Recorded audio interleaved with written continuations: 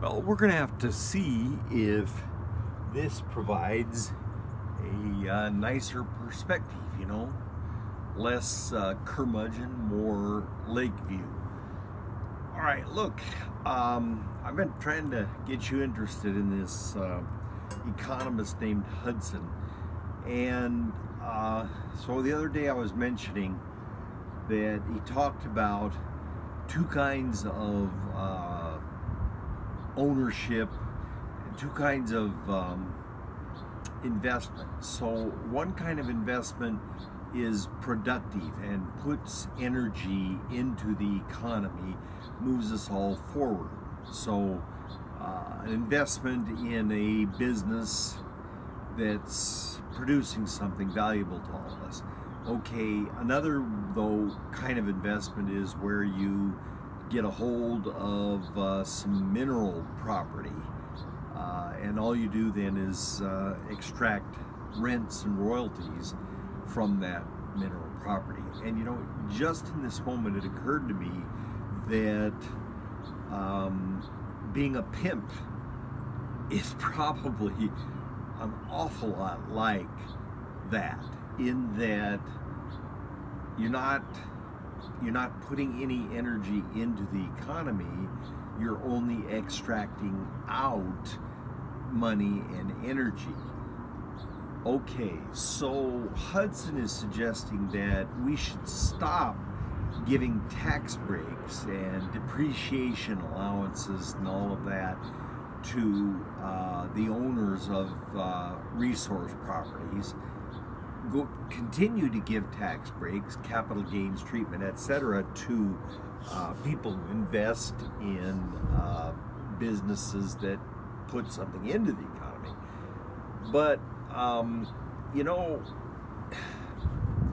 what if we thought about that these resource properties, mineral properties, etc., if we thought about that they were taken by conquest and then have been inherited or sold by those who did inherit them, and where's the validity in that? Where's the ethics, the morality in that? Should it, and if somebody grabbed it in 1870, took it from somebody else, well then, how is it immoral that somebody else might come in with a gun and take it in 2020? Why is that immoral where grabbing it in 1870 was not? So what about the possibility that resource properties ought to belong to all of us? And that if you want to develop the oil or the minerals that are in that property, you pay all of us for that privilege. Now, Cliven Bundy down in Nevada is supposed to be paying all of us for using our land to feed his cattle.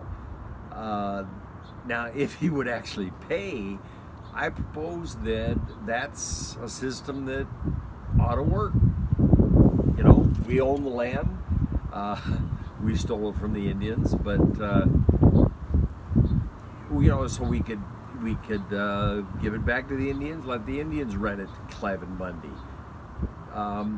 But what really is the difference between owning some oil land and collecting your royalties from the oil versus owning a whorehouse or owning the women in it and extracting money from them? So then, now another question though is it socialism? Is it some kind of socialism, which is a terribly nasty word, that we should, as the public, we should own these lands and then rent them to people who want to develop them? Tough questions. I hope you'll get back to me on them. What do you think of this new perspective?